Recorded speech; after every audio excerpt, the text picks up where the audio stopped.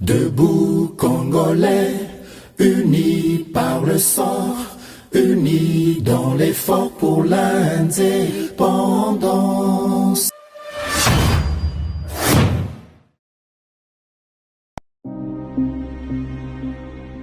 Si ceux qui nous ont fait cette guerre sont des Congolais comme ils l'affirment, ils devraient normalement accepter de rentrer dans ce processus de désarmement, démobilisation et réinsertion et rentrer à la vie civile. Boza, les bienvenus dans GCAM Télévision, fidèles abonnés, chers internautes, me voilà encore devant vous dans le cadre de cette émission Debout Congolais pour notre analyse et notre décryptage de l'actualité congolaise. Merci à vous d'avoir choisi la bonne fréquence qui est la fréquence des éclairés à travers l'émission Debout Congolais de partout où vous nous suivez à travers le monde. Sachez-le bien que Samba Olonga vous porte à cœur et vous dit merci d'avoir choisi cette fréquence. Justice Yanzambe et Ratakate, justice Yanzambe Motomokote Aishapaka na contrôle nango. Eza ba mo o eza déjà familier na bino ba ibolandaka Debout Congolais pona ba ibaza ko rejoindre biso sikasika ba boyeba ete nzambe ba échappaka na contrôle na yete eza facile ko échapper na contrôle na biso bato mais nzambe o ko échapper ata mokolo moko te yebaka yango mabe to malamu yo zali ko sala eza na litomba to pe lifuti na yango. Soki oza okanisa ke ozali yanke oza moto ya makasi oleki biso nyonso na mosolo oleki biso na makasi oza na pouvoir moyen yo oto sabaninga ezali te yeba likolo na yo moto azalaka nyonso tosalaka tokoyeba kofuta yango. Si ce n'est pas sur cette terre, même dans l'au-delà, nous finirons par payer les prix de tes actes. Alors comme ibeta tolote olobaki ngai malin olobaki ngai rusé ngai na leki bango na mayele ngai na deviara bango justice wana na ko corrompre yango et ko rattraper yo soki justice ya Congo ezui yo te ya nzambe kozwa yo kaka ko hypothéquer via bana na yo te likolo ya ba acte ya mabe ozali ko poser soki poza moyibi tika soki ozali kunya ozana bondoki tika parce que ozali ko bebisela même bato bazali ba innocent bomo ina bango na makambo bisala sala na yo ezali façon na ngai nazwaka bino une minute avant début ya émission pour na ko rappeler biso nyonso to ebaka kosala kaka malamu po malamu ezalaka nango na conséquence ya mabe te na lombango na kei na actualité sangisi ngai na bino mokolo lelo to eba ete vice président ya Seni Didier Manara asili bongo ko rassurer classe politique à l'occasion ya porte ouverte oyo institution Seni ebongisi pona bayi politique o balingi bakende kotala makambo ndenge nini ezali kosalema na kati ya Seni. Didier Manara alakisi bango koyebisa bango ete mo glissement ezali na ordre du jour te ya Seni ya République démocratique du Congo et ye atalisi pe bango alobi que esengeli babongama pona makambo etali ba élection parce que ba élection eko salema lolenge et kanamaki. Nous allons revenir sur cette question qui concerne les élections. Ba parti ebele bazar réticent mais tomoni vitesse ya croisière oyo makambo élection ezali kozwa côté Union Sacrée boyebi que le 29 oyo bazali ko préparer kabakata na meeting na bango pona ko lancer sortie officielle, il y a plateforme na bango électorale où le candidat a déjà connu de tous, c'est bien Félix Tshisekedi. L'opposition congolaise ne semble pas donner du crédit à ce processus électoral. Nous parlerons aussi du propos ou des propos du professeur Mbata, vice-président de l'Assemblée nationale, Oyo a participé à point de vue concernant Makambo. Il y a proposition à loi ya Noël Tchani oyo bako débattre yango dans l'Assemblée nationale et puis à l'obélupe makambo oyo etali Moïse Katumbi na mituna batuna ki atali que en tout cas élection baganyaka yango te na pona province moko candidat président a kokite ko se positionner na province moko élection ezali pona ba province nyonso 26 provinces et puis ya Monique na 26 provinces wana Félix Tshisekedi azali incontournable. Il n'y a pas un candidat qui peut battre Félix Tshisekedi. Propos, il y a professeur Mbata. Tout le temps qui mikoleleka ki tolobi ki azali presque passif, azako yo kanate, yewana azongi na scène. Nous parlerons aussi de ces propos. Actualité au Tokolobela, il y a mi balé ezali concernant procédure d'appel contre les migrants, duel entre les pouvoirs de Kigali et le Royaume-Uni. Makambo ya ba migrants indésirables au Royaume-Uni ou esengeli batindaka bango na Luanda. En tout cas, procédure d'appel les Obanda et bandit depuis lundi Oyo na Londres. Décision est attendue na fin de semaine. Malgré Koganga na biso, malgré mobilisation na biso, tout est Londres, Grande-Bretagne, bazali décidé ya kotine de la Kagame ba migrants, misolo basi balaka qui est déjà une part. Déjà, il y a déjà déversé dans Kigali Baza, déjà pour construire une infrastructure. Oye Koyamba, ba migrants wana indésirables na kati ya Rwanda. Est-ce une bonne décision? Nini biso ba Congolais tokoki ko sala pona ko telemela likambo oyo parce que to si to belelaki mais to moni ke kokite makambo ya mabe ezali ko continuer. Pendant ce temps, le fils de Museveni a choisi de fêter son anniversaire aux côtés du président rwandais Paul Kagame.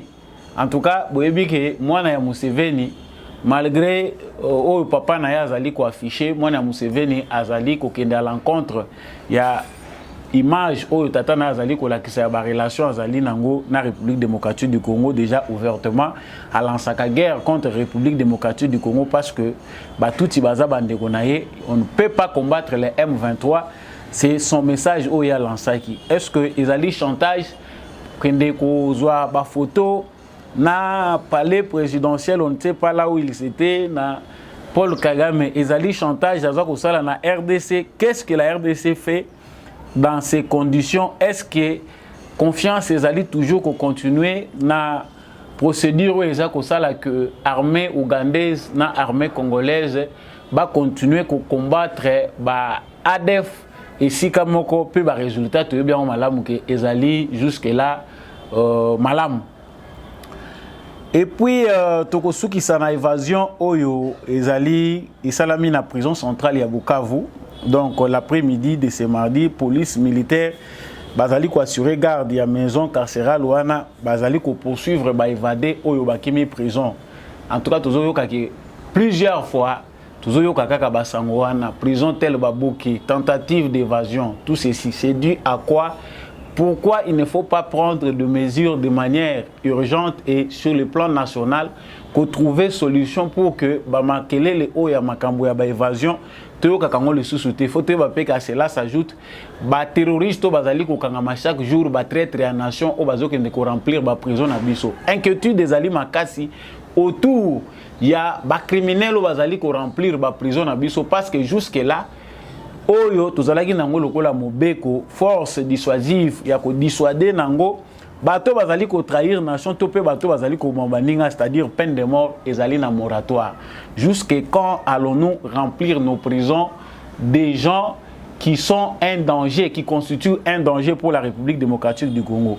Ezali sujet tokosuki sanango vraiment mokolo ya lelo to ba pete RDC. Selon Basango Toza Koyoka, livraison ya drone militaire d'attaque, il y a RDC et si et Salami. Bon, ce n'est pas juste une actualité, mais déjà tout de suite le Belaki Ango. Et puis, information triste, pour tolérer Ango Ezali, parenthèse, responsable et à parti politique, il y a Delis et Sanga, na Luisa, Babomiye. Donc, na Tongo, il y a Lelo, Babomaki, responsable et à parti politique en vol, il y a Delis et Sanga. À partir, il y a Louisa. Ezali Sangoyama Lamouté, nous allons revenir là-dessus pour condamner intolérance, non sur Ezali Kokende, na sens il y a Kokende na violence. Ezali culture ya Malamouté pour la démocratie au Biso Tolingi, co-construire. Voilà tout pour le sommaire de l'actualité que nous allons aborder avec vous. Tout à l'heure, na pesi Bino Matondo, Bino Baibozo rejoindre déjà plateforme Oya éclairé na Bengaka. Continuez à nous envoyer vos commentaires. Depuis quelle ville, depuis quel pays du monde vous soutenez le FARDC de la République démocratique du Congo, les forces armées de la République démocratique du Congo. Yope Moutou, au moni samba olonga to po yoki mongongo na ngapo na mbala liboso, il faut s'abonner na chaîne OGCAM Télévision pour orataka basango na bisote wana yozo s'abonner. Sachez-le bien que vous devenez d'office membre de la famille Debout Congolais. Tous en essayant koyambayo partager ba émission na biso bo continuer ko partager, faites aussi entendre les voisins. Tindila nokona noko kuna yoza na France, tindila pe muta Londres, tindila pe muta na Canada, ainsi de suite. Vraiment, je suis très content de savoir que boza ebele bo sepela kan émission pe boza ko partager yango. Je retourne à l'actualité na utaki koloba que vice-président Yasseni Didier Manara a outi ko rassurer pe couper sa clarté par rapport à makambo oyo ezali kota la mapronomi nungu ezali mingi na bai politique pona makambo etali ba élection biso pe tozali kota la pe allure ya makambo kota la pe lolenge mabongisi ezali kokende. En tout cas, la plupart des Congolais pensent qu'il n'y aura pas élection. Ba Congolais musu bazali komona que en tout cas il n'y a pas vraiment utilité que to kende précipitamment na ba élection. Kasi kota la mabongisi kota la pe oyo constitution esengi to moni que seni azali ko continuer kokoba na kozwa misolo o esengeli pona organisation ya ba élection na lolenge oyo constitution et prévoir yango. Acteur politique lokola ya opposition basi batalisi balmoni que pona bango Denis Kadima en tant qu'animateur principal ya Seni azali crédibilité na miso na bango pona kobongisa maponomi ba opposant lokola Martin Fayulu batalisi pona bango que en tout cas azali muto azana solde ya Félix Tshisekedi. Il n'aura rien d'autre qu'à obéir qu'aux ordres, à préparer le processus moko ezali bâclé pour favoriser tricherie. Tango bakei na Lubumbashi toyokaki malamu oyo bango ba proposer pourquoi ba ko marcher ba point nini bango bazali ko senga pona ba élection ya solo na sina lobiango mingi na ba émission eleki, c'est-à-dire bazongi kaka na case de départ les mêmes revendications de l'opposition. À chaque fois qu'il y a un processus électoral, ils allaient se répéter. C'est-à-dire, culture, il y a des revendications, routine, il y a système, il y a organisation de l'élection à Bisso. Malgré la présence de Félix Tshisekedi dans le sommet de l'État, mais mitou, il y a des comme benga opposants politiques et il figé na rhétorique, il y a makambo oyo et c'est le cas. D'où le bagi que, en tout cas, ils ont façon moko oyo bango bazali peut-être ko bossa na ba époque bazali ko utiliser les mêmes stratégies na époque o ezali époque mosusu. Kasi président Yasseni vice-président lobby glissement ezali na ordre du jour té. Tu as vu ba élection 2006 ndenge salemaki. Lorsqu'il s'agissait des élections de 2006, les poids lourds de l'opposition, Étienne Tshisekedi qui avait l'espoir de tout un peuple, avait boycotté les élections suite il y a une clause, il y a un accord global inclusif, il y a un dialogue intercongolais, Oyo est stipulé, et c'est que il faut que les Congolais aient un recensement et identification avant d'entamer le processus électoral. Magui et Belé, Makambo et Belé, le coup, tout ça m'a quitté. Etienne Tshisekedi entend quelqu'un opiniâtre par rapport au principe du droit à boycotter le processus électoral malgré que certains avaient pris cela pour une erreur. Les autres l'avaient soutenu disant qu'en tout cas, après tout ce qui était arrivé, avait-il raison ou il avait tort? Jusqu'aujourd'hui, malgré Etienne Tshisekedi Akenda, Batebele, quand il y a partagé un point de vue, même si il y a un Mikanda, il y a condamné Tshisekedi Tilelo, il y a soutenir qu'il avait toutes les raisons de prendre une pareille position parce que la communauté internationale a un candidat dans une poche. C'est juste un exemple pour montrer comment le processus électoral n'a pas été. Les opposants, les opposants congolais, utilisent la même rhétorique. balobi pona bango élection te parce que ce total tozo mona que inconstance ezali makasi na ba yi opposition ya République démocratique du Congo. Inconstance ezali wapi, manque ya cohérence ezali wapi. Ezali lorsque batu balobi que tozali na confiance ya kadimate processus électoral ezali malongate mais va finir quand même par kokende ko s'enrôler. Ba sali enrôlement. Lorsque batu bazana crédité ya kadima aussi déjà bozu ba carte d'électeur, c'est-à-dire déjà bo valider processus en cours, bondimi yango Martin Fayulu est parmi les premiers ya opposition ya kokende kozwa ba carte d'électeur. Jusque là bato biso to moni kozwa ba carte d'électeur te ezali président honoraire Joseph Kabila na mwasi na ye maman Olive Lembe. Bango batikali kozwa carte d'électeur te jusque là bon ceux qui basent en secret biso to yebite mais officiellement bango na moi quelques congolais ba se retrouver te sikani ni bakokende bazali na bango elongo bazute ba carte les restes ba mususu ils l'ont fait de manière privée à l'abri des caméras, les autres ils ont fait de manière officielle ba s'opposer na ordre wana balobi non. En tout cas, en tant qu'individu, je ne vois pas pourquoi je peux boycotter le processus électoral. Donc, dans l'ombre, il y a plusieurs personnalités au Bantoura qui Kabila, qui ont une carte d'électeur. Donc, Didier Manara parle du glissement où ils ont l'ordre du jour. Acteurs politiques Moussou Bazako rêvé. Awa, ils ont la quatrième démarré qui tisse que du Baseka qui est en 2006. Train ici démarré, il faut qu'à Odiembela. Le dialogue inter-congolais à Tour à Liboso. Heureusement qu'Etienne Tshisekedi avait la force que l'opposition d'aujourd'hui n'a pas.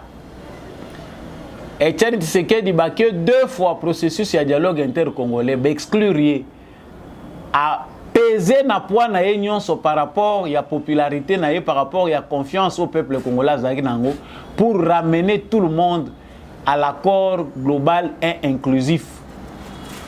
Vous voyez que le terme est opposant à Etienne Tshisekedi qui facilité.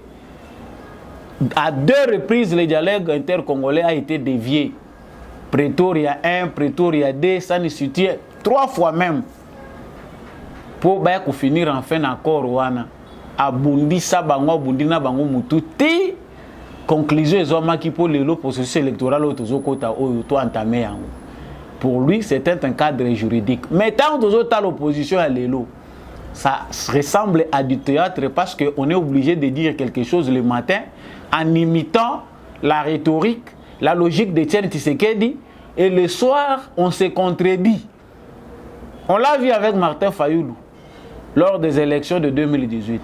Je n'irai pas aux élections avec machine à voter, les Congolais n'y allaient pas. C'est une machine à voler, n'y allait pas. Il est parti voter à la veille. Après avoir démoralisé la plupart des Congolais, à BBC le processus électoral, il va dire à la veille maintenant que voter pour te cautionner. C'est lui-là qui va se réclamer vainqueur. Donc, ici, par rapport à la CENI, na ba désirata oyo, ba opposant congolais bazali koloba, il faut qu'on comprenne que l'opposition congolaise est un instrument de division pour les Congolais. Bato opposant bazali en réalité saboteur de la République. C'est-à-dire, s'il faut qu'il y ait un processus qui doit de temps en temps diviser les Congolais, les acteurs politiques sont responsables. Parce que dans le contexte local, il est possible de gagner tant qu'éviter les débats inutiles. Parce qu'on sait qu'avec l'allure au CENI à Sazoui, il y a probabilité qu'il y ait des élections dans les délais prévus par la Constitution. Si vous avez des élections, non, avec le cas du maté, tu sais que de changer le cours constitutionnel.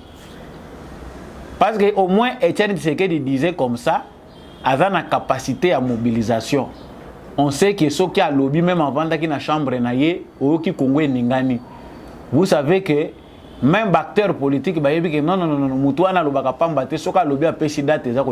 quand on voit l'opposition congolaise, la configuration avec des gens qui ont détruit le pays, est-ce qu'on est sûr que même marche bazali qu'on prévoit et qu'on aboutir dans quelque chose? On sent que l'idée n'est pas d'œuvrer pour les intérêts des Congolais, mais l'idée c'est toujours continuer dans la boue, dans les ornières du passé, de continuer toujours au tambola wana, après l'Union européenne a la constat, à Tanguy, à lobby, le rôle à zone à candidat n'a pas manipuler. Chers frères congolais, ça on le dit pour vous. Et monsieur, comment on a des debout congolais, tout là. La scène politique n'est pas un lieu du théâtre. Les acteurs politiques congolais nous déçoivent de temps en temps parce que politique est comme le rôle à théâtre. Oh, Moutagola Moukanatongo, bah propos qu'on changer 3 fois dans la journée. Vous l'aurez compris. Pendant ce temps, le professeur Mbata de l'Union Sacrée, vice-président de l'Assemblée nationale, Yépé à lobby. En tout cas, il fait sa sortie médiatique. Dans l'interview au Bakorda qui est dans Top Congo, un journaliste à Top Congo, pour parler du problème de la loi Tchani, Azali Kolobelape Magambo Oyo, Etali Fati comme candidat, Union Sacrée, différence nango na FCC, Bato Bazali Kokanisa que Union Sacrée, Zali Ndengemoko na FCC. On laisse d'abord la place Boyo Kanan au professeur Mbate et puis nous revenons. C'est-à-dire quoi? Nous, ce que nous disons, c'est quoi? Les élections seront libres et transparentes. Félix Tshisekedi ne va pas tricher aux élections. Vous circulez le pays. Quel est ce candidat qui fait peur à Félix Tshisekedi? Qui? Le président Tshisekedi n'a pas de... Et quel est le concurrent qui va le battre? Vous circulez dans tous les 26 provinces. Soyons objectifs. Circulez dans les 26 provinces. Et vous savez où président Félix Tshisekedi aura des voix. Quel est cet autre candidat qui peut le battre sur 26 provinces? Parce qu'un député, conformément à la Constitution, il a été élu pour faire des lois. Il l'a fait. Et vous voyez l'Église catholique essentiellement s'agiter. Vous voyez les diplomates s'agiter. Une politisation à outrance de l'Église catholique, parce que vous avez vécu longtemps à Paris, Christian. Vous n'avez pas vu l'archevêque de Paris? Les clergés de Paris s'ameutaient, comme on en a vu avec certains diocèses ici. C'est une politisation extraordinaire et à outrance. L'Église va au-delà de sa mission. Et puis, quand on parle de la mission prophétique, Christian, vous pensez que l'Église catholique du Congo, l'archidiocèse de Kinshasa ou tel évêque, aurait une mission plus prophétique que celle du pape? Parce qu'on nous parle toujours de la mission prophétique. Mais la mission prophétique, vous, un simple évêque, vous avez une mission plus prophétique que celle du souverain pontife. Non, ne disons pas des choses. Faites votre travail. Les députés représentent la nation. Il y a eu même un évêque. Insulter les députés nationaux, les qualifiant de sorciers. Est-ce que ça c'est évangélique? On a beaucoup parlé hier des écueils entre le pouvoir Kabila et l'Église catholique. Depuis, les tenants de l'ancien pouvoir ont dit regretter. Aujourd'hui, est-ce que cette tension avec l'Église catholique, le pouvoir actuel va pouvoir la tenir longtemps? Non, mais disons d'abord une chose, c'est une question importante, Christian. L'Église catholique, ce n'est pas un évêque ni un cardinal. Même le pape n'est pas l'Église catholique. La famille de Dieu, tous ces chrétiens, ce n'est pas le clergé. Je vois des clergés de tel diocèse qui font une déclaration politique, mais ils ne représentent pas l'Église. L'Église, c'est le corps du Christ. On est en train de prêcher notre évangile, Christian. L'Église, c'est nous tous ceux qui communient au cœur du Christ. Et l'attention, c'est entre qui? Si un évêque veut faire la politique, si un prêtre veut faire la politique, mais qu'il enlève sa soutane, qu'il vienne faire la politique avec nous, qu'il s'enrôle aux élections qui auront lieu bientôt, au lieu de se cacher derrière la soutane, de se cacher derrière la chair. Et puis là, vous savez quoi? Vous savez que vous pouvez dire Alléluia, on vous répond par Amen. Il n'y a pas de discussion. C'est lâche de se cacher derrière une chair. C'est lâche de se cacher derrière un accoutrement, les habits sacerdotaux, et tenir un discours politique. Si vous voulez faire la politique, venez avec nous. Vous serez dans l'opposition. Vous êtes les bienvenus. Vous serez du PPRD ensemble. Vous serez de n'importe quelle de l'SID et autres. Dans l'opposition, dans la majorité. Ou dans la majorité. Donc, c'est vraiment lâche de faire la politique avec les habits sacerdotaux qui sont sacrés. C'est lâche. Si quelqu'un veut faire la politique, qu'il quitte, qu'il vienne tenir ce discours-là, au lieu de se cacher derrière la chair, où vous êtes sûr que vous direz Alléluia, on vous répondra par Amen, il n'y aura pas de discussion. Voilà, vous venez de suivre le professeur Mbata, Boyo, qui, à l'allocution, même s'il a choisi, Moussous pour le reste, et je pense que sur le net, ma cambognon sur intégralité na ezali. Mais le professeur Mbata, vice-président de l'Assemblée nationale, Azali pe na rhétorique naïe, il y a des membres de PES, vous voyez qu'il est trop direct lorsqu'il a parlé. Problème au Italie loi Tchani, Ezali kota la institution te animateur à institution te Ezali déjà programmé et que ça la lieu na débat. Ba député Mutubaye nini ba ko sala nango. Pour ceux qui continuent à penser qu'il faut instrumentaliser les gens pour que loi wana et ça la soki lo lengeni pour que to lobi mingi pour la loi Loel Tchani ba to mususu ba komi ba cible, il faut payer les gens, il faut dire du n'importe quoi. La guerre est interminable sur base des robots qu'on a payés, qu'on a préparés pour intimider les Congolais. Il y a des Katangais qui pensent comme les Sud-Soudanais qui sont aujourd'hui dans le malheur à cause de la loi Tchani. Makanisaki qui est en Tokokabola Soudan habité ni mibale, nde tokozwa kimia, bango basenzi wana kuna bakosala makamuna bango biso koto toko se développer. Jusqu'aujourd'hui, rien. Le plus grand pays de l'Afrique a été morcelé sur base ya bozoba, ya ba citoyen ya mboka wana. Donc vous pensez après avoir passé 20 ans ndenge baba kyungo yebisaki bino. Après avoir passé 21 ans au pouvoir, que c'est venu le moment où bino boko intoxiqué ba Katangé nyonso pour Katanga eko maïta. Même Joseph Kabila qui était l'un de vôtres a rappelé que tous les Katangais pour ko benda matoi que Katanga est un pays té, Katanga est une province. Dieu parle tantôt d'une manière, tantôt d'une autre. Moutako za la mabe menzamba utiliser kaka munoko na ye wana pour yebisa bino vérité. Les problèmes qui concernent l'union sacrée, ndenge professeur Mbata zali ko lobelango batu bazali ko sala différence c'était batu balobi union sacrée zali nango kaka suite logique ya comportement ya acteurs politiques congolais. On sent que batu oyo basalaki FCC bangwana nde bake ko tonde na union sacrée, c'est la même chose. Il y a toute la différence parce que biso atoza ko tala na IGF toza ko landela mbongo ya l'été ko bimela wapi batia maboko na ba poche na bango, ils ont l'argent. Bâton de sa stade, c'est un bon événement parce que tous on a besoin d'être du bon côté de l'histoire. Mais penser que le FCC est égal à l'union sacrée, c'est peut-être aussi se tromper des époques. Parce qu'on voit toute la différence, l'union sacrée, même de la part de l'appellation, exactement parce que Babylongi Moussou se répétait dans le que la philosophie est la même. Nous pensons toujours qu'il y aura des déceptions. La déception est qu'ils allaient belé. Certains sont à l'union sacrée parce qu'ils pensent qu'ils allaient abri, il y a malam. Ceux qui n'ont vendu dans la union sacrée, au moins, tempête ils allaient au bêta et je vais bien me cacher. C'est là, ils auront raison que s'il y a encore des Congolais inconscients dans nos provinces, dans nos territoires. Mais les Congolais conscients, c'est que les meilleurs députés, tous ne sont pas seulement parce qu'ils ont adhéré à l'union sacrée, parce que photo à Tshisekedi kozala na sima ya ba bilongi na bango ba tiepe na photo à Tshisekedi pour balakisa que nous sommes avec Félix Tshisekedi, nous sommes au bon côté de l'histoire. Ah bon?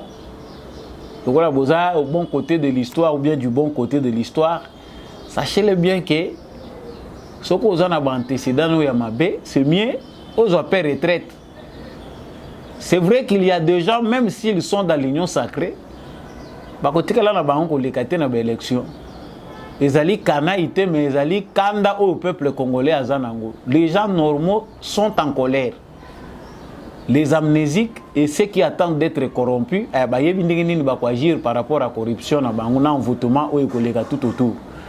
Mais les Congolais sérieux étudient cas par cas.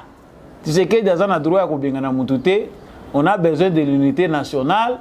L'union sacrée pour la nation est une bonne chose. Au lieu de laisser nos voleurs et nos bandits, la bango pour continuer à détruire Mboka, bébisa Mboka. Tous les gérer bango biso moko, bazala chez nous. Nagi moyibi na bango. Nagi ndogi na bango, ce sont nos frères. Comme ça nous-mêmes nous allons savoir comment les discipliner. C'est plus mieux que utiliser bango na ba Macron. Naba Biden. sachez qu'il y a aussi une politique derrière tout ça. Oye kosala ke mutu moko te ba kokangela ka ye porte. Est-ce que Tshisekedi ake kokanga mutu na makasi alongoli pembeni ya Kabila? Tshisekedi abeleli na maloba. C'est lui qui veut être derrière la nation, qui veut soutenir cette action. Aya. Ba o mimoni concernés qui sentent qu'ils sont réellement congolais. Baza kokende. Les autres certainement bazo comprendre que basala ki mabe mingi et qu'il faut ba aider Mboka. Aujourd'hui, ils sont en train de comprendre qu'il faut baser au bon côté de l'histoire. Donc, l'union sacrée pour la nation, il faut total angona mission angele. Yo mtozali na province à l'intérieur, vous allez causer l'éclairage de Outa Kishasa, éclairage de Outa Kishasa, éclairage des Outa na conscience na yo. Il y a certaines personnes qui se sont laissées entraîner par le vent des Quinois. Ah na Kishasa balobaki boy, à Lyon intérieur ba yelo saka mungu ono te to sala ka nde balobi na Kishasa lokuta. Tala yo moko candidat wana pendant autant d'années, une dizaine d'années, 2 mandats, 3 mandats pour Nabamususu, banda boza ko réélire, vous gagnez quoi? N'existe-t-il pas d'autres citoyens capables, bah jeunes gens au pays bazana ba diplôme, bah jeunes entrepreneurs qui ont aussi la vocation politique, bon moni que musala na bango na société za malam, au po boko ki pe ko promouvoir pour ba comme ba député na bino na ba sénateur na bino. Est-ce qu'il faut toujours retourner sur les mêmes figures? Tshisekedi a sali union sacrée pour que ça va congolais basa la vote sanctionné. Non. En tout cas, il ne faut pas se tromper. Tshisekedi a sali calcul politique naïe, il a besoin de gens, il a sa stratégie. Mais le peuple par son vote est souverain. Souverain primaire de wana peuple. Tant que vous voyez vote n'engage utile. Mutuki ngandi, il faut tout ça la campagne à l'écater na territoire na biso yeli sous-souté. Na province na biso mutuana ko leka sous député. Ça vous concerne. Et lorsqu'on parle ici d'un problème où Italie, Makambuya, candidat Moïse Katumbi et autres, le professeur Mbata il est bien clair. Tant waza ko loba makambo, eza makambo toza ko lobaka ah biso nyonso. Nos officiels, bazali ko garder langue na poche. Il y a des officiels congolais qui font semblant. Le rôle la makambwa ils ont concerné bangote. Alors que pour na kozongi sa sima, batu oyo bazali ko sala ingérence na ba affaire interne à République démocratique du Congo, na ba question eza liée na souveraineté à nation na biso. Il a fallu aussi que nos officiels se prononcer de manière ferme. Pas seulement pour soutenir la loi ou peut-être la refuser, mais dire clairement au monde que ça ne vous concerne pas. Et ça lui fait que la classe politique congolaise est comme mature. Mais certains se résignent, certains font comme si ce n'est pas leur affaire. On dirait aux citoyens congolais, intelligence, ce qui est supérieur pour continuer à 4 hémicycles. C'est faux. Il y a plein des aventuriers là-bas. Nous, on n'a pas à vous attendre, vous. Pour orienter biso ceux qui ont vendu ce pays baza et belende batondi na kati kuna na ba parlement na kati ba institution. Alors si les Congolais pensent qu'ils doivent être orientés par les gens oyo bazali na ba institution qui ngandi alobi bo chers frères congolais, ne soyons pas dupes. Pensez qu'il y a des officiels sérieux qui doivent nous orienter. Notre expérience doit nous orienter plus que les propos d'un individu. Je ne réfléchis pas avec le cerveau de Félix Tshisekedi, ni encore moins celui de Mbosso ou de Bahati Lukwebo. En tant que Congolais, la constitution congolaise nous donne l'opportunité d'avoir notre liberté d'opinion, liberté d'expression. Yo moko pe sa position na yo, en tout cas ngana boy, la majorité dit voilà, on prend la voix de la majorité. Ce qui est zo kanisa ke ba utakoyoke la yo mawa omoni bazoya kokota na makambo na biso ndenge zo sala boye ko sala bien te. Les Congolais se résignent. Permettez-moi d'ouvrir cette parenthèse parce que makambo lo ezo sala nga passe. Je suis pas psychologue mais tant on a étudié comportement ba Congolais tozo mona ke parmi nous beaucoup de gens ont appris la stratégie de la résignation. Ils pensent que c'est la bonne stratégie lorsqu'ils sont face à des problèmes où ils ont c'est compliqué. Malamu na bata mananga. Pacifisme na yo et koyi kozala lâcheté. Que parce que on est obligé d'être pacifique, nous sommes un peuple qui veut la paix et que cette paix-là nous sera donnée comme cadeau. Atayo lingi kimia na mukilo toye kimia wana bako kabela yo angote. Mukilo ba musu baza ko benga ya kaisala bako pesa yo kimia wana lokola gâteau te. Tu dois te battre pour sécuriser tes frontières. Tu dois savoir te battre pour résister. Il n'y a que nous Congolais qui pensons que biso bakoyo ke la biso ma bakotika biso oyo sali déclaration lobi non et suka biso ezama kamuna biso boko tate. Non, apprenons à agir. Musu soit ma colonie awa yo mutoza ko kota makamwa souveraineté na biso suka na aéroport bokangie nzele zalaka moko oyo eza ko relier centre ville na aéroport o toza nango na ville ya Kinshasa nzele zaka ka moko wana po ma ndili soki bukani toyebite. Mais il y a des gens qui nous injurient, qui jouent avec nous à outil aéroport à quitter à côté na Congo. Bah si bah comprenez que stratégie na biso lorsque bah tchebino pression mingi ezali ko se résigner. Sortons de ces craquants, de ces habitudes où ezako sala biso lokola ba lâche devant le monde entier. Quand c'est faux, c'est faux. Il faut énergiquement dire non. Nous avons parlé et sachez aussi que les élections ne se font pas dans une province. Candidat yetu ya Katanga, candidat ya bino ya Katanga, ou candidat na biso ya banani. Donc ces candidats là qui est le vôtre, o ya kozala ya bino ya province moko, ako battre campagne na ba province union soto akosuke la ga kuna. On comprend ici clairement, c'est que sur base de ce que vient de dire le professeur Mbata, yo ko gagner l'élection en étant candidat d'une province. C'est-à-dire la stratégie ezali ko kende na voie ya ko luka balkanisation to ko diviser ba Congolais. Alors c'est comme ça que des candidats, avec l'aide des étrangers, Union européenne, organisation, hommes d'affaires, vont faire la politique ya ko diviser ba Congolais. Biso pe bato manier ma photo sur la candidat na biso. Biso pe bato ya Katanga, ça c'est notre candidat de Katanga. Un pays qui a plus de 430 tribus. Ba dialecte ezakuna tale belé, mususu to yebite. Eza na ba tribu na Congo ngana zolo bana ko énumérer santé to yebanité. Siko yo zo beta tolo wana na Katanga wana ukanisi ko Katanga wana binonso bazo répondre ndé na yo. Nous ne savons pas ce que nous sommes. Voilà pourquoi on nous manipule. To yebite que diversité na biso ezali richesse o to ko exploiter pour donc to mema nation na biso ekende liboso. Bato nyonso boza ko mona pour postuler Azali qu'on s'est focalisé plus sur sa province que sur la nation. Sachez-le bien qu'il n'est pas un candidat qui vous apporte la paix. Ce n'est pas un candidat qui a les soucis du pays. Aza en mission, Bakata Congo est allié. Vous avez tout le temps de voir les gestes. Actualité, il y a Misatu, Tokanaki Kolubela Awa. Ezali makambo oyo mwana ya non avant to kota makambo ya mwana Museveni tozali kolobela makambo ya procédure contre ba migrants. La mobilisation c'est quelque chose qui se prépare par les mentalités. Ne bato balobaka que ba manifestation, mobilisation, ba révolution ezaka spontanée, mais cette spontanéité là relève de quelque chose. Il faut que nous, Congolais, apprenions aussi à savoir nous défendre. Totalement là, les Cambomoko ezali ko concerner ba migrants illégaux au Royaume-Uni à suite décision ya kobanda kotindika bakendaka Rwanda. Les Cambo totalement là qui ango Boris Johnson azalaki nanu kuna premier ministre britannique.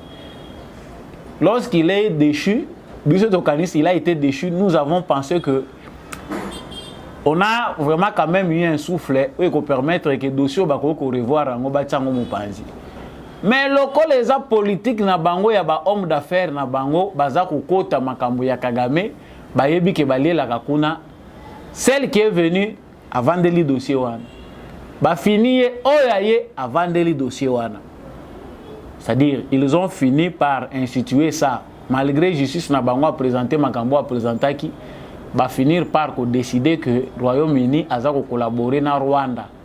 Ba pesaka mbongo na Paul Kagame ba sala ba infrastructure ezako permettre que les migrants illégaux au bazali koya na Royaume-Uni ba kende na Rwanda. pour aller être accueillis là-bas, jouer la bango ba disposition ko zo ba formation tout ça. Ya to za ko tuna tamba ko zo ba formation wana ba ko zo misala ndenge za kana Grande-Bretagne ba ko sala nini. Malgré kanda ya ba Congolais, manifestation à colère à ba Congolais qui ça c'est injuste. Ezali atteinte munene na droit de l'homme quand on sait que Kagame est accusé pour plusieurs crimes. Le plus gros mensonge concernant les génocides de Tutsi est aujourd'hui révélé. La vérité a fini par éclater au grand jour que les génocides tels que les chantent Kagame est une fabrication occidentale pour planter ces pantins-là au pouvoir. A commis sa son état protocole.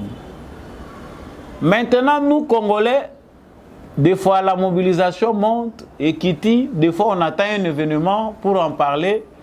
On ne s'organise pas de manière sérieuse pour combattre cette affaire. Les organisations congolaises au Canada, les organisations congolaises en Grande-Bretagne, aux États-Unis d'Amérique, mais tout yo bozali ko combattre, tozali ko combattre kaka na maloba koloba. Ils ont eu une longueur d'avance sur base du complot international. Mais ils ont aussi travaillé ça d'eux-mêmes. De sorte que, base à la mieux organisée, ils ont les réseaux. Chaque fois qu'il y a un élément qui va en défaveur de l'ère politique, bazali ko lukandengeni ya ko défendre. Chez nous, c'est comme si pour yo Congolais, au salabola mupona mboka na yo, il faut qu'à bakotisa yo na ministère des Affaires étrangères. Il faut qu'à ose contact le président de la République. Non, chers frères congolais, nous n'allons pas tous faire la politique. Vous êtes dans une organisation des Congolais, vous faites du bien pour le pays, faites-les. Et ça que ceux qui makambouane comme Sili, nasuka nango yo faut baya ko trier yo pour ba nommer yo na cabinet ministériel ou bien batia au proche à président parce que tu l'as fait. S'il faut partir de ça, ba militant IDPS au bazana balabala oyo. Til le lot, ba mususu baza ba héros dans l'ombre, ba yebani bilongité, s'il faut savoir bato ba risquer ba vie na bangona ba kufi. Si tout le monde pense que c'est Tshisekedi qui va récompenser, c'est Tshisekedi qui va donner de l'emploi à tous ceux-là qui ont été marginalisés à cause de cette lutte. Mais quand vous voulez faire du bien, vous vous organisez. Bango bazako salango bateli bango ba paquet, bateli bango ba moyen. Ils ont leur lobby. Bazana ba entreprise na bango ezako financer lobby na bango, bazana ba réseau na bango ya ba diplomate na bango, ba homme d'affaires na bango. Leurs services de renseignement ont financé même des hommes d'affaires. Oh baza ba fantôme. Bazali ko travailler pour la service de renseignement. Ils financent les organisations tout y partout où sont, basi ba créer réseau munene na monde. Mais la force du nombre, le nombre de Congolais à l'extérieur du pays peut aider à mettre fin à cette situation. Yo ko vanda kaka bine bozo tinde la biso bambongo wana bo tinde le biso 200 100 bosi bo lembi biso. Crise est commis tellement makasi que oya pesa ka 100 commis avant de lobina ko pesa te. Il faut aussi travailler de manière concrète sur ça parce que lorsque ça change au pays, les alliés peuvent répondre pas na bim.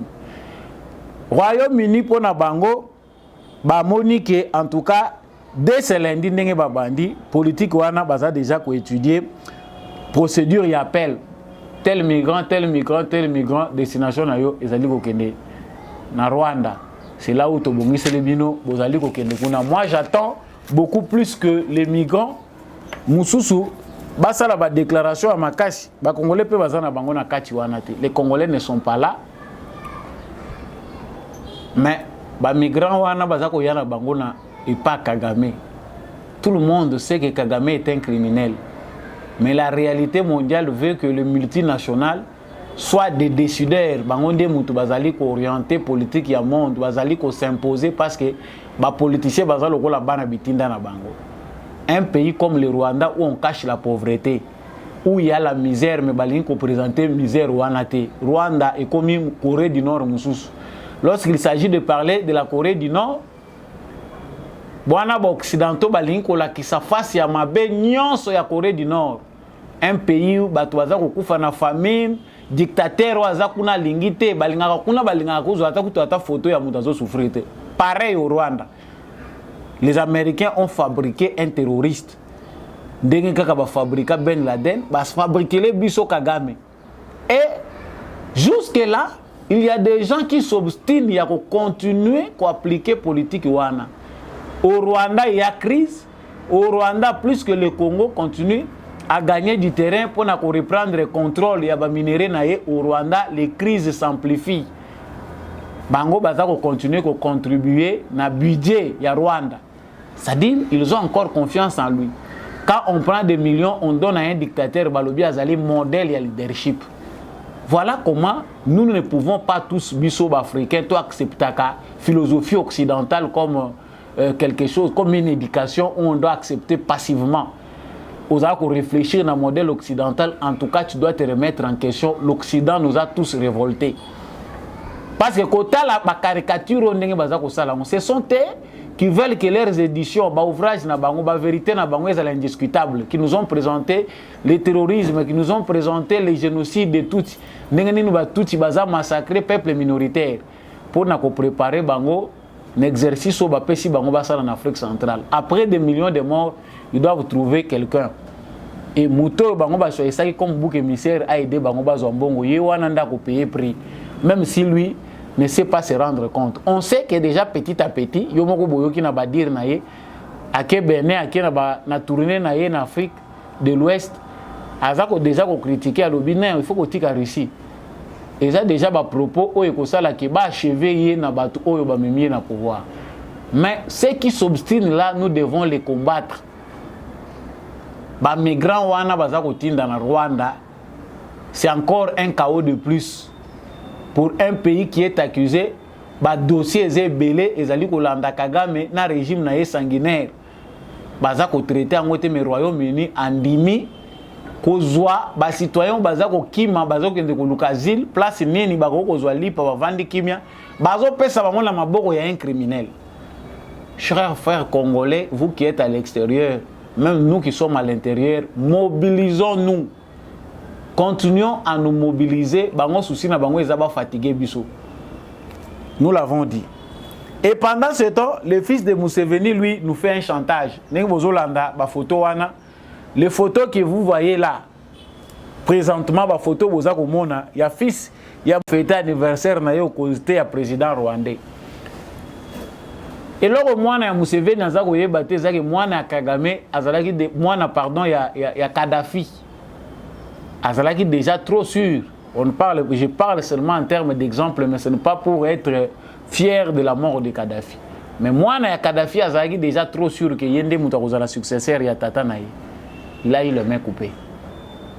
Pour nous qui observons l'aventure américaine, peu importe, tant oyo bazako kenenango malembe ndenge bazako kosala ngo neti na soni, neti balingi te, bo achever mutu ango bazako landa de procédure en procédure. La page Kagame est déjà tournée.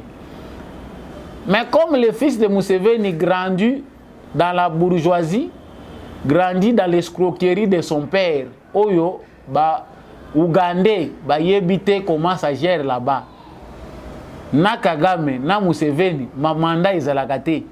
Le fils aussi doit être fou, parce que si le père est fou et qu'il a donné naissance à un fils fou, sachez que la folie du fils peut dépasser la folie de son père. Sur base de l'éducation à l'iboma oyazu. Papa Rosa la bota makina est bien aye ko koma liboma na kimukolo. Mais moi na soka aboko ami na maboko ya mutoyo politique ezali ya mabe ya liboma, ça sera plus que ça. À cette déclaration de guerre à l'Obina Congo, M23 baza ba frère na bango ne peuvent pas accepter que ba attaquer ba frère na bango ya M23. Combattre les M23 c'est nous combattre. Wana wapi à partir à Ouganda pas tata na. Azako combattre ba M23, azako combattre biso. Mais Tshisekedi tango aye na pouvoir awa, Kagame na Museveni tu éviter ceux qui ba faux semblant to banini, c'était à couteau tiré. Comme ils ont vu les dangers, que Tshisekedi a ça danger mounene, malgré Sangisaki Bango, na ba diriger les gens sur bandaye ko kabola bango, tu éviter bandaye ko wele la ba minéré za ko kota na gauche na ton à droite. To pe balinaki ko commissaire la soki nini to yebite. Kagame a été formé en Ouganda, c'est là où il a grandi. Kunande bakomisa les soldats toyebi te soki na critère nini toyebi pété. Mais tango Tshisekedi ya bongisi batie bango ensemble bamoni Tshisekedi akomi ennemi na bango. Babi oyo soki to soutenir ye biso mutu zopikwama. La logique est simple, chers frères congolais, ne cherchons pas les analyses en allant fouiller même des choses qu'il ne faut pas fouiller. Les choses sont si simples. Tshisekedi n'a pas la même nature que Kagame et Museveni. Logiquement, c'est deux natures. La relation na bango ata bazo seka Tshisekedi a sali fort qui a présenté que toza malamu entre frères africains, panafricanistes et photos à la progressiste. Bango ekosimba te parce que nature na bango ezali o Tshisekedi azana ngote. Bazo mona ye lokola danger parce que aye pona ko renverser système. Et s'il renverse le système, nous ne serons plus au pouvoir. Toza l'affecter. Voilà qui justifie tout. Donc, moi, na Museveni, pour na bayebotuni ngai, moni, Tshisekedi, UPDF, il y a des choses que nous ne maîtrisons pas certainement. La question musuto kangaka munoko, même ngape naza couper ses missions, au moni sujet moko naza ko aborder en côté. Mieux vaut se taire sur un sujet qu'on ne maîtrise pas sur certains points que de dire des sottises ou bien dire des choses pour batuba yo kango kaka. Te, ba sujet mususu pour leki en ozeli ti to comprendre élément moko ya compréhension yé nde exposer ango. Donc l'armée ougandaise en République démocratique du Congo, botuni sikoyo armée wana baza ko continuer ko bomba ngo pona nini. A la stratégie de défense de la République démocratique du Congo. Jusqu'au jour d'aujourd'hui, ba résultat sur terrain ezali na suspicion mon côté. Les forces armées de la République démocratique du Congo en collaboration avec les UPDF ya Uganda. L'UPDF ya Uganda, bazali kobunda pour combattre Badef. Ils ont détruit plusieurs bastions, ils ont capturé plusieurs terroristes.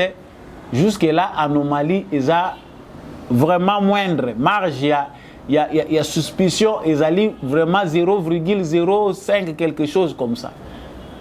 Parce que Moussala Bazako Sala, que ce soit du côté congolais, que ce soit du côté Nabango, c'est normal. C'est-à-dire, Museveni joue un double jeu. Quelque part, il comprend que les ADF, Bazali peut menacer pour naïe. Là, il peut collaborer avec la RDC. De l'autre côté, Azali komona que Moussala o Tshisekedi Azako Sala et que Ndenga Azali ko renforcer armée naïe, ça nuit à leurs intérêts. Tshisekedi akoki ko tonga banzela te, o eza ko relier ba frontière wana te akoki ko bongisa ba poste douanier te, soki ba relier ba territoire nyonso ya est ya République démocratique du Congo et que paix koti ba ressources naturelles ya Congo oyo bango ba piyaka et ko kende lisusu Uganda te. Là, il est ennemi de Tshisekedi. Donc nous devons comprendre de cette façon-là et savoir pourquoi notre armée, notre gouvernement préfère garder na cadre wana armée ougandaise, c'est parce que les résultats jusque-là ils ont souffrir dans nos Mali mon côté. Donc politique est bizarre, certaines choses vous devez les prendre comme telles. Et j'avais parlé ici de l'évasion à la prison centrale de Bukavu l'après-midi de ce mardi. Suivez cette vidéo, tout le monde a makamundenge les kaki, et puis nous revenons.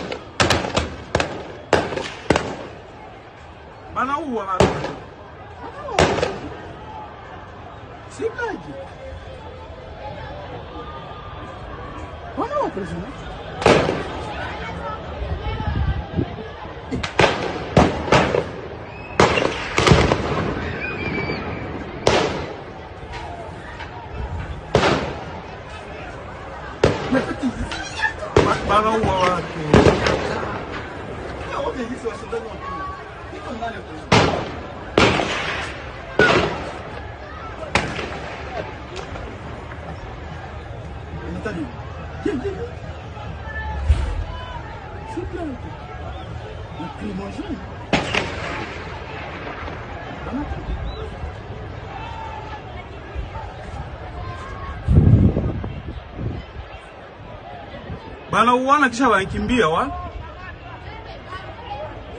Bana wana kisha wanakimbia na hii maimbwa hii. Oyo bolandi wana eza image ya makambo oyo ileki na Bukavu il est na prison centrale ya Bukavu. Donc chaque année ba tentative d'évasion na ba évasion ezali ko salima mingi na ba prison na biso. Ministère ya justice azali na cartographie ya ba prison na biso état nango. Je pense que notre ministre de la justice Maman Rose Mutombo aza déjà na cahier na ye ou bien na kati ya mikanda na ye rapport ya ba prison nyonso ya République démocratique du Congo na ba conditions carcérales. Il y a quoi ça le belango que ba effort ezali fourni pour améliorer les conditions carcérales. Bon, ba conditions carcérales autres ezali ko lobela parce que oyo salami oyo ezali insécurité munene pour na ba population. Quand une prison comme celle de Bukavu, ba prisonnier bazo koma na niveau ya ko arriver ya ko menacer pe ko réussir ko buka prison ko bima. Ça veut dire que batu oyo bazali ko assurer sécurité à ba prison na biso, soit ils sont complices, soit ils ne sont pas bien formés et équipés pour na ko landela ka makambo ya ba prison ndenge ezali ko salema. Parce que quand on toza ko tanga nombre ya ba évasion ezali ko salema na ba prison na ba tentative, on sent qu'il y a aussi un problème du côté du système pénitentiaire na biso na ba agent oyo baza commis d'office na protection ya ba prison wana. Donc tentative d'évasion la prison centrale tina Kinshasa biloko wana ezali. Mais na temps oyo tozali moderne oyo, pourquoi ne pas avoir un dispositif oyo lelo ekomi accessible ezokota même na ba domaine privé ya banda kwa batu pour na ko contrôlaka de manière virtuelle ba caméra ndenge nini mouvement ya ba prisonnier ba makamu ndenge nini eza ko salema ba système wana pona ko mettre en application. C'est beaucoup de moyens pour ce que collaboration en termes de justice na pays tel, collaboration à tel, partenaire, vous citez beaucoup de partenaires. Mais ça c'est un danger permanent chaque fois que nos prisons sont menacées. Mais ça c'est bandi ko lela. Eza ko bête, koto tozo ko bunda guerre bitumba. Koto yo batu ba yo ka lusu masasi ke nini baza ko landa ba prisonnier ba kimi. Ba arriver nanu ya ko réussir ko ya ko komati na porte ndenge nini. Est-ce que rapport ya gestionnaire ya prison wane koma kité tango grand wane eza ko salema? Les uns disent que la prison là ndenge ezali ba prisonnier déjà bandai ko sédimenter depuis longtemps que façon baza traité bazolia malamu te. Bon, na Kinshasa to yebi que c'est résolu baza ko lia malamu vungule sila. Proximité, mais bateau bazali na ba province na ba intérieur. La question est très préoccupante ezali oyo ministre de la justice a soulevé qu'il y a désengorgement de la prison à Bissau. C'est vrai, nous allons désengorger nos prisons parce que la plupart des prisons, ils ont répondre à la norme. Mais, dans la politique, je pense que nous serons les pays où il y a un plus grand nombre de terroristes dans les prisons. À cause de la tolérance, nous avons un pacifisme à Congolais. Et là, il y a un système pénitentiaire à tel point que les terroristes, lui, il entre en prison avant de dire calme. Bon, il y a l'été, ça y est, ils ont continué à lier ça, ils ont abomi 30, 20, ils ont égorgé à 4 minutes. Quelque part, vu les contextes, dans le bagaron, on a continué à dire, oh, ça chrétien. Non. Il y a Kaïsala, pesa na Kaïsala, il y a Nzambe, tu coupes ça Nzambe. Justice en Nzambe pe koya. Mais certainement, dans ce monde, il y a une organisation. Peine de mort, tu continues à bomba. Tina ya bombe lango ezati. Nos prisons se remplissent de gens dangereux. Oyo bazali ko représenter danger munene pour la République. Ezana bateau, bazana ba prison. Le wala ba prison na biso, mutazo zo net téléphone facilement. Azo komaka message facilement, aza ko sala donc et belé ba mususu ba contrôler quand même système na bango le souci de communication. Il peut même faire un réseau libanda makambo eza ko sala ma mususu aza ko étudier comportement ba garde ba ye ba bomi ba garde nyonso bango pe ba panzani ba bimi na prison. Pourquoi? Parce que notre système pénitentiaire ezali na ordre te.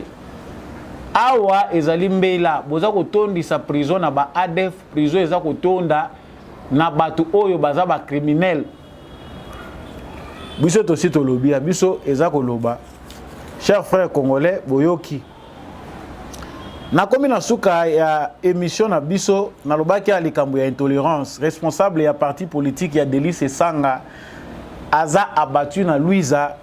Ce n'est pas une bonne information. Na eu information pour to conscientiser pe bandeko na biso sur toute l'étendue de la République démocratique du Congo et particulièrement dans l'espace Grand Kassai. Intolérance politique et sa valeur. C'est vrai, nous pouvons avoir des divergences. Les ana bandeko na biso bakoki kokosama. Les ana bandeko na biso oyo bakoki peut opter pour une opinion qui fâche la majorité. Mais nous n'avons pas de raison pour ça. Il y a qu'on finir la violence. Tout comme on bête na banzete, qu'on papa na ba machette parce que tous allez na ba opinion divergente. Non. Ça, on ne peut plus l'accepter. La démocratie, les alliés peut ba tolérance et l'obinine. Peut-être que bongo na yezo permettre de te comprendre de yezo comprendre. Kasi eza raison te boko banda ko suka na makofi o banda ko sala violence so ndenge nini. Non. Chacun a droit à ses opinions. Baza capable ya ko sala bango balingi. On ne sait pas encore déterminer qui sont les criminels oyo babomi, mais selon makambo bato baza ko lobela parce que balobi que non l'assassin naye a déjà arrêté tout ce qui est dit là. Il ne faut pas arriver jusqu'à ce point, chers frères. Tu as dit que masse est une façon où peut être à Kabatu. Tango, bate belé, bazali ko telemela likambo. Nakanisi minorité éthique alaka. Basé les sacs à traîner parce que la masse aussi quelque part oriente et attire à l'esprit à battre. Donc il existe plusieurs façons de côté à bande qu'on a biso au bazali na ba point au ezali bisoté que finir par des voix au ezali ya malamuté ou ya ko pesa mutu peut-être musu sous raison ou ya kanaki ko zo raison té. Voilà pour terminer notre émission. Merci à vous. Dengue bozalaka ebele kolanda émission Debout Congolais. Nakanisi que émission na bino ezalaka ya ngai ezalaka ya biso nyonso. Bon continuer partage. Merci na ba commentaire na bino boza ebele boza kolanda biso à partir ya Luanda, France, Allemagne, bozo landa biso à partir ya Kenya, na Côte d'Ivoire, na Bénin, na Afrique du Sud, boza na Burundi, bozo landa biso ba mususu tina Uganda. Même les Congolais du Rwanda nous suivent. Bon, merci Nabino Nyonso, partout vous vous retrouvez à travers le monde, d'accorder l'importance à cette émission qui est l'émission Debout Congolais. Merci Nabino Nyonso vraiment bah éclairer. Napesi maton de une équipe technique où accompagné Kinga Yande Kombi à chaque point de communication Oyo et comme Nabino. Merci mingi n'apôtre Gérard Kabeya na maman Thérèse Oyo bah pesa kabiso privilège pour que j'ai comme télévision bah information et comme Nabino na tondi botondi. Nabato nyonso oyo vraiment balingaka Debout Congolais, l'homme de la vérité des urnes Jean-Louis Timbalanga que je n'oublie pas. Merci beaucoup à maman Bill Bilonda. Merci mingi na maman Lisette Mungendu. Merci beaucoup à papa Boniface Mpunga et à tous les autres Bastien Kimbamba, l'élu de Gungu, Nathan Rabino Bakombo parce que naïbe que boza vraiment parmi mes fidèles. Je ne peux pas citer tout le monde mais je sais que et c'est important, vous faites du bien à l'émission Debout Congolais. Continuez à partager, restons unis. Et c'est dans l'amour que nous allons reconstruire notre très cher beau pays. Je vous dis au revoir. On se retrouve au prochain numéro. Lola Kebetio, Lola Kebetio, Tango Ekokyo, Tango Ekokyo, moi la Congo Télémé, Union Sacrée. Debout Congolais, tous unis pour la sauvegarde de la nation. Des fils et filles de la mère patrie mobilisés pour un pacte républicain et un seul idéal. Un Congo en paix tourné vers son développement. Un pays fort avec des institutions fortes où veille un peuple patriote et épanoui. Nos ambitions sont nobles.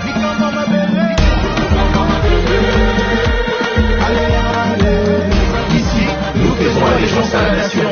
Tous avec le chef de l'État, haute autorité politique de l'Union sacrée de la nation, Félix Antoine Tshisekedi Tshilombo.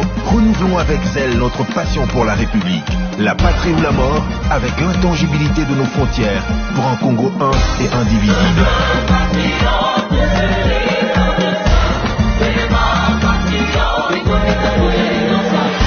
soyons du bon côté de l'histoire. Sortie officielle de la plateforme Union Sacrée de la Nation ce samedi 29 avril 2023 à 10h au Stade des Martyrs. Tous unis, tous mobilisés.